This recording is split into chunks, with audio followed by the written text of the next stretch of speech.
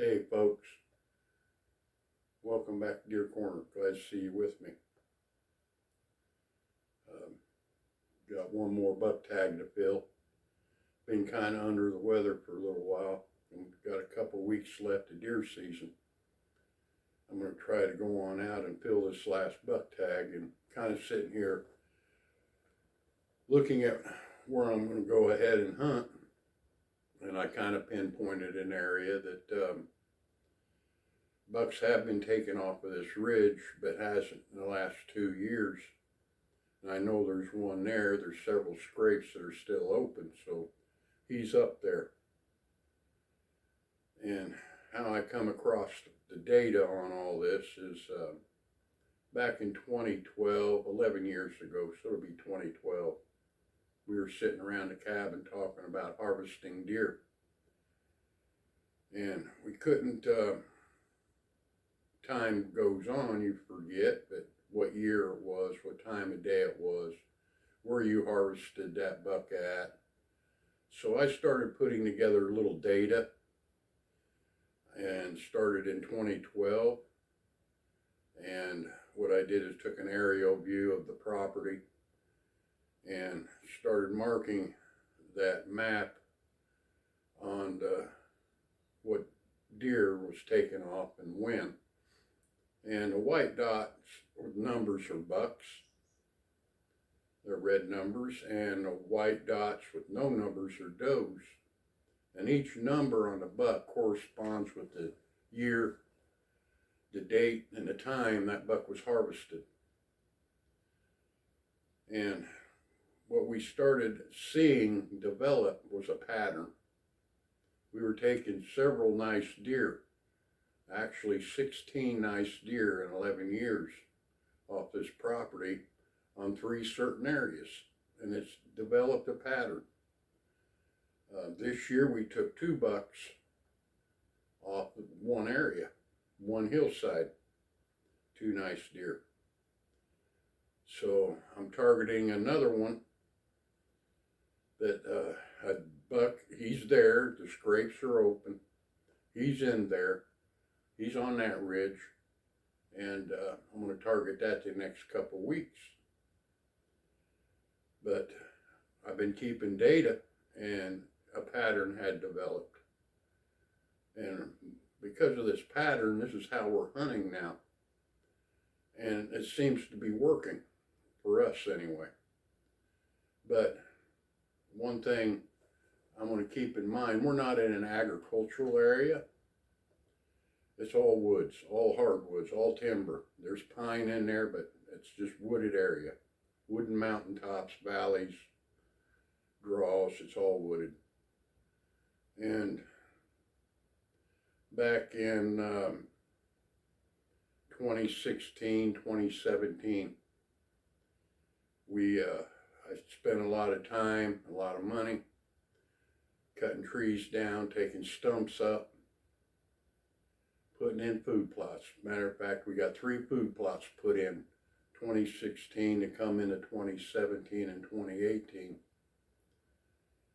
And we got the food plots up, they were working. Now we were getting a lot of young deer in these food plots.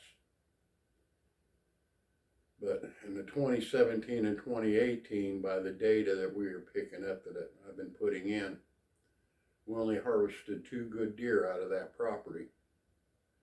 Couldn't figure out why.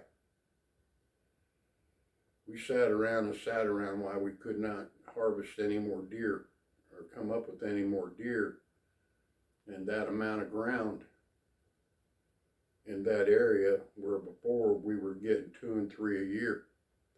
So we dropped down to 2 in 2 years. And the only difference we come up with was the food plots, and it was a simple fix, simple as the back of your hand. You hear these consultants talk about food plots. Got to have a food plot. Got to have a food plot. Well, that food plots we put in damaged our hunting. Pretty much ruined it. And the reason behind that happened and how we figured it out. See, a food plot brings in insects, crickets, grasshoppers, worms, I mean, katydids, and then along with that, it brings in the field mice. And along with that, you get the possums, the raccoons, the skunks, then you get the foxes. And then behind all that, you end up with the coyotes. And that's what happened. The coyotes got into them food plots nightly. And we developed a food chain for coyotes. And that's what happened when you put in a food plot, especially here in this area. Like I say, we're not agriculture. But we developed a food chain for coyotes. And one evening, we were sitting on the porch talking about it. And the coyotes got a yiping and carrying on. And you pointed out right where they were, right in our food plots. So, no older, mature deer, doe or buck, will be in that area, especially during the rut. The buck's got other things on his mind instead of running from coyotes. And if you're in a bedded area or a place where deer like to bed, and you stick down a food plot, you're going to find out that that area where they were bedding, you're not going to see that many more deer, because deer don't like to bed where they're going to be chased out by coyotes. And that's what happened to us. These food plots actually became a food chain for coyotes, and they're coming through it regularly. We were down to two. I took 2 food plots out, planted them back in trees, planted them back in crab apples and persimmons, and sprayed them down and killed them off. And here we are now, getting right back the way it used to be, getting 2 and 3 nice deer out of this property a year. But if you hear consultants sit there and talk to you about food plots, take a look at your property before you put one in. Could be a mistake. It was for us, a big mistake. It could have ruined our property. I kept 1 food plot, and I got it on the edge of the property.